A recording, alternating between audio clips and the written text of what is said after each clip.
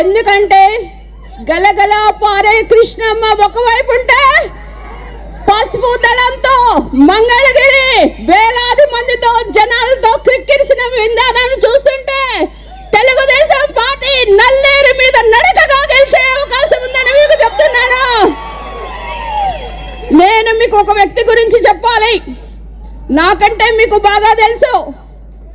ఆయన ఎవరంటే పరిపాలనలో శ్రీరామచంద్రుడు, ఆపన్న సేవలో కర్ణుడు, పట్టుదలలో విక్రమార్కుడు, రాజీ లేని పోరాటం చేసే అర్జునుడు, ప్రాజెక్టులను అనుసంధానం చేసిన అపర భగీరథుడు, సైబరాబాద్ సృష్టించిన విశ్వామిత్రుడు. ఆయన ఎవరు? Other than CBN. 40 years industry, 14 సంవత్సరాల ముఖ్యమంత్రి, సుదీర్ఘ రాజకీయ యాత్ర. ఇది మనందరం కూడా తెలుసుకోవాల్సింది. సిబిఎన్ చంద్రబాబు నాయుడు గారంటే ఒక బ్రాండ్. ఈరోజు మరి ఎత్తిన పసుపు జెండా దించకుండా తెలుగుదేశం పార్టీ కష్టకాలంలో ఎన్నో వేధింపులకు కేసెస్ కూడా వెరవకుండా ఎంతో ఉత్సాహంతో వచ్చిన పసుపు దళానికి మీ అందరికీ నా పాదాభివందనం.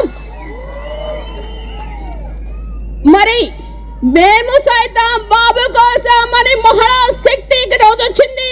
మహిళలందరూ కూడా అవినీతి పాలనకు చరమగీతం పాడి అభివృద్ధికి పదంలో దూసుకుపోతున్న చంద్రబాబు నాయుడు గారికి మేమందరం కూడా అండగా ఉన్నామని ఈరోజు మీరందరూ ఒకటి గుర్తు చేస్తున్నారు.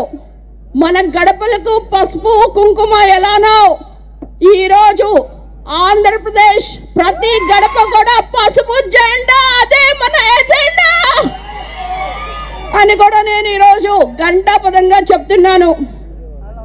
ఈరోజు మరి నేను ఇక్కడ నుంచోని మరి నారా చంద్రబాబు నాయుడు గారి ముందు నేను ఈరోజు మాట్లాడుతున్నానంటే అది అంతా కూడా వైసీపీ ప్రభుత్వం చేసిన అరాచకమైన సస్పెన్షన్ అని కూడా ఈరోజు మీకు గుర్తు చేస్తున్నాను.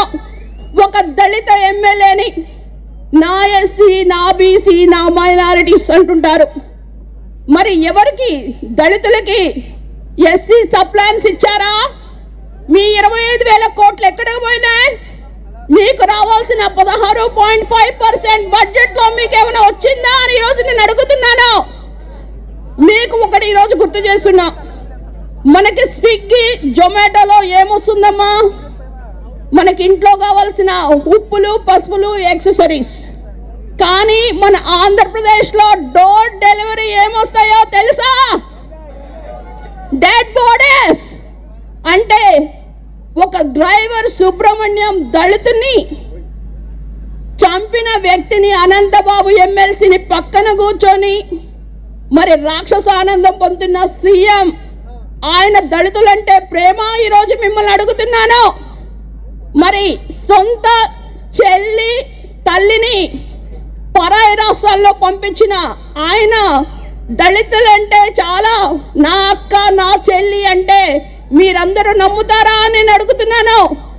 మరి ముఖ్యంగా అమరావతి, నేను అమరావతి ప్రాంత ఎమ్మెల్యేని. మరి అందరికీ చెప్పాను అమరావతి ఇక్కడే ఉంటుంది.